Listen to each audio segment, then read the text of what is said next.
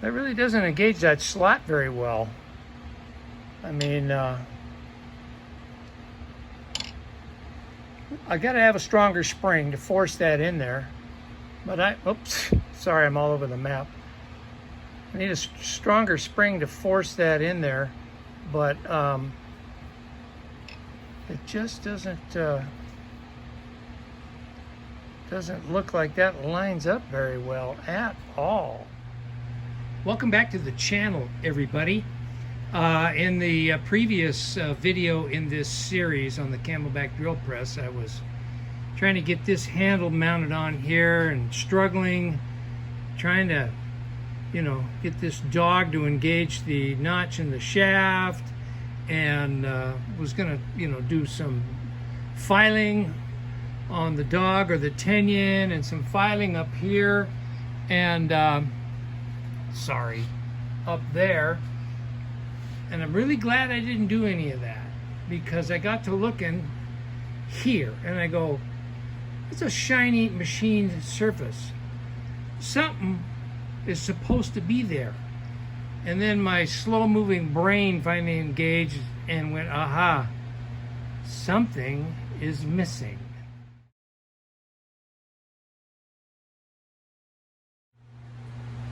So as you saw in that photo of that Camelback drill press, and it was a Champion, the handle happened to be hanging down, so I've got this one hanging down like this, and smack dab right there, a red, it kind of like a star wheel, and the center was drilled out to slide over this shaft, and it was broached. That's a keyway to hold that star wheel in. It's not for this dog or tenyon to engage. The notches in that star wheel are what engages that. So I'm missing a pretty important piece there. And obviously, you know, that's a machined piece. And I don't have a milling machine with an indexing head and all that kind of stuff to put the graduations in there and you know, the machine, the slots, and broach the keyway and all of that good stuff. So you'd think a fellow is stuck. Well, we're going to try and make one just with what I got in the shop. So the thickness of my base material is gonna have to be, looks like 7/8 of an inch. Let's go see what I got stashed in the hoard.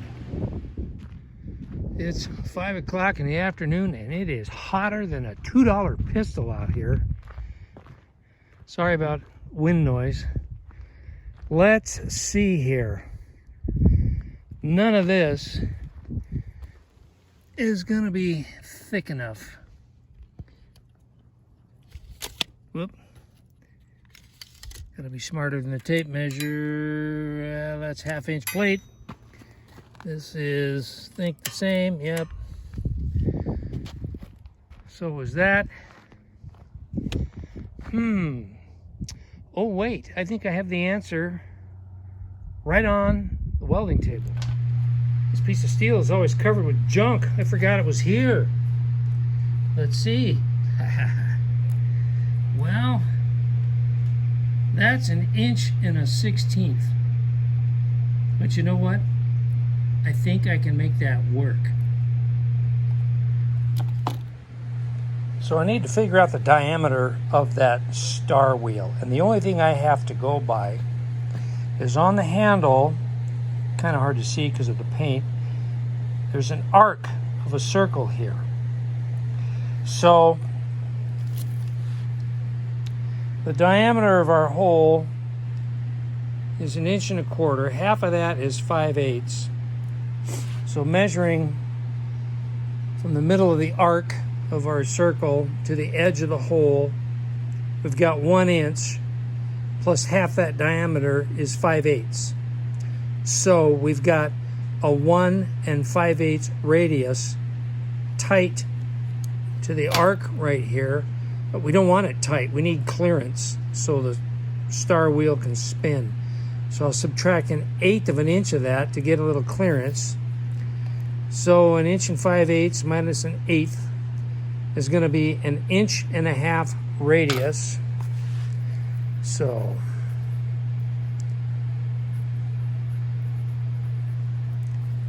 our radius is 1.5 inches, which means 3-inch diameter, outside diameter of that star wheel. Since I got to torch all this out, I'm going to need to leave extra material. So I'm going to come in 2 inches this way, and well, that didn't work very well. 2 inches here, 2 inches here. Get myself a little center tick there.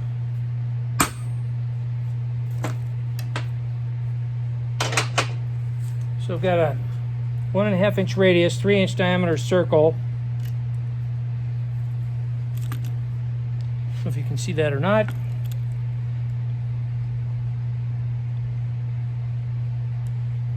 Inch and a half on the dividers there.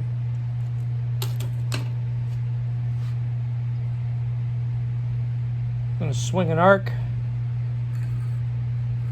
Probably won't be able to see it against this rusty metal. Oops. Come on. Man, when I was in the layout department of the sheet metal shop in the shipyard decades ago, I think I was promoted into that department in 1988. We were still doing manual layout on big pattern tables, everything by hand, before we stood up the CAD/CAM system. So I'm going to double check my diameter here. It's exactly 3 inches. It always pays to double check yourself. You can see the end of this shaft is machined down. The bore in the handle is 1 1/4. You know, we measured that 1 1/4. That slips over this part of the shaft. This is smaller. It's 1 3/16 of an inch. I measured that with a dial caliper in 3 different spots. So I got to make sure that when I lay out the hole for the center of our star wheel, it's for 1 3/16 and not 1 1/4, or it'll be too loose.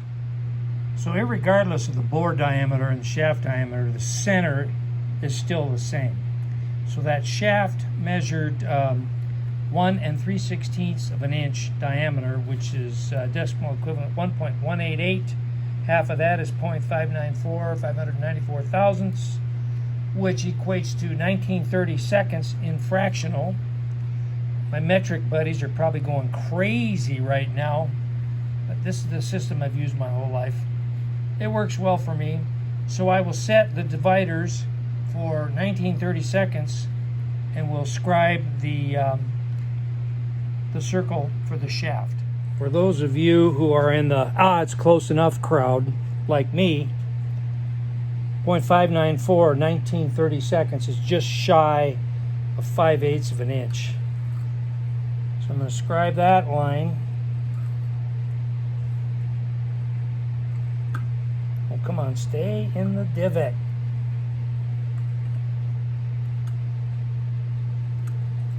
Good Lord. I used to do this every day for a living. Now, maybe once every 5 years.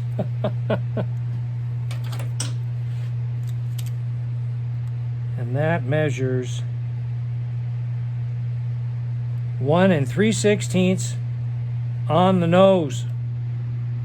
So I went back and I looked at the photograph again, and that star wheel has 8 notches, all evenly spaced all around the circumference of this outer diameter here, this outer circle, and that's for the dog on the handle to engage. So we've got to divide this circle up into 8 equal spaces and to lay out for those notches. Before I get ahead of myself here, I've got to get the depth of those 8 notches. So this tenyon or dog measures 3/8 of an inch. I think I'm going to back that off to 5/16 of an inch. And I got to scribe an inner circle where the bottom of those notches are going to hit. I've set my dividers for 5/16 of an inch, and where my center line intersects the outer circle here, I'm just going to scribe a line there. I don't know if you can see that or not. Probably not. Circle it with a pencil. And then from the center of my circle, I'll just set the dividers for that mark I just made. And I'll scribe the inner circle. That'll be the depth of the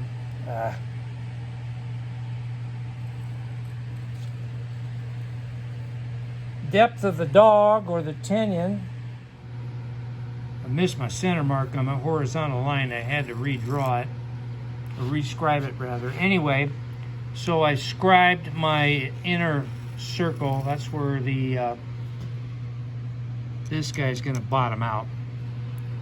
And now I'm adding tick marks with a punch. But you know, since the metal's so rusty, the scribe lines don't show up very well. I'm going to be adding those now as I lay this out farther. So I've got the circle divided up in 4 equal quadrants now, and so I need to bisect again to get my my other 4, and then I'll have all 8 lines laid out for what's on that star wheel. So I'm going to show you a little layout trick that I learned decades ago to get those other 4 spots laid out for this guy. You set your dividers just a little bit past the center of this arc, and it's just an eyeball thing. And then outside your outer circle, you scribe a line like that, an arc like that, and then same thing. On the other side, you scribe an arc. Do that all the way around.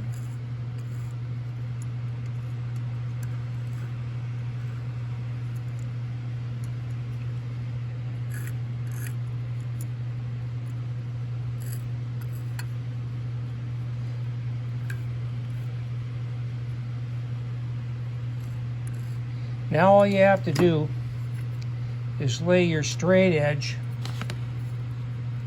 across where those arcs intersect and scribe your last line.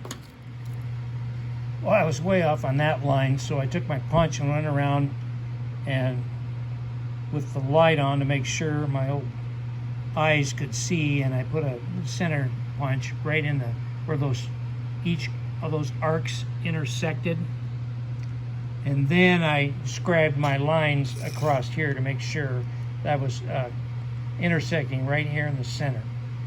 And so you lay your straight edge on there, you line up the center of these where I just laid out those arcs, and you scribe your center line. And now we have bisected this entire circle 8 times, equally spaced, all the way around, and just like it shows in that photograph.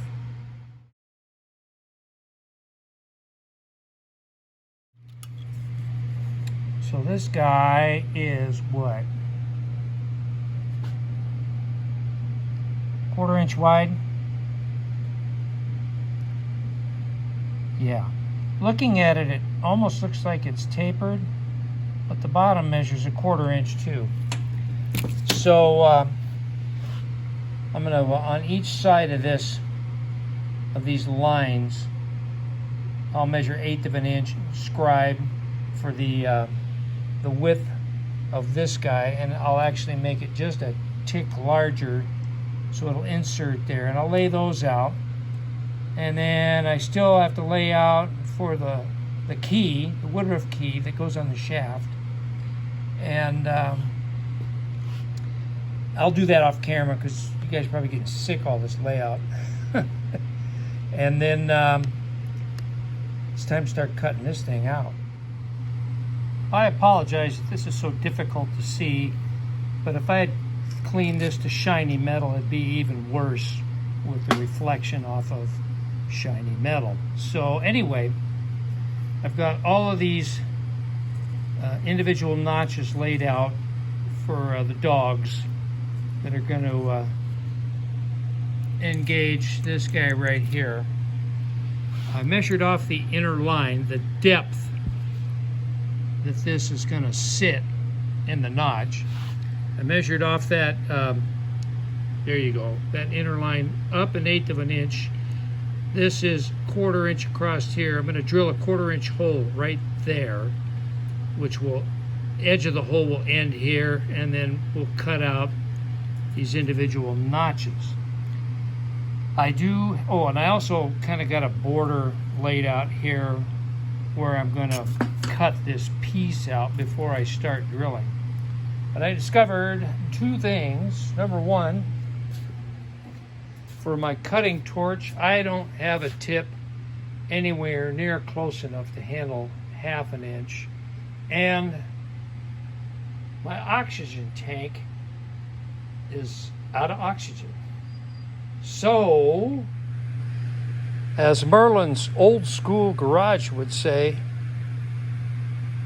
it's about to get Western.